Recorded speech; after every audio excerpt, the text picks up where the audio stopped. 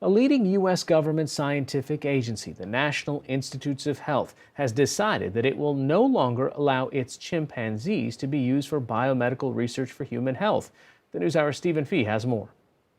At this 200-acre expanse near Shreveport in western Louisiana, chimpanzees have the run of the place. It's called Chimp Haven, a sort of retirement community for chimpanzees, our closest genetic relative in the animal kingdom. The National Institutes of Health decided last month to end its support for biomedical experiments on chimpanzees, and it will send them here to live out their days. NIH Director Francis Collins says such medical testing is no longer necessary. A lot of the things that we used to depend on chimpanzees or other animals, we can now actually do in other ways that are probably more reliable in terms of their predictability about what would happen in a human being. The NIH began winding down its testing on chimpanzees 2 years ago, keeping just 50 of them on reserve.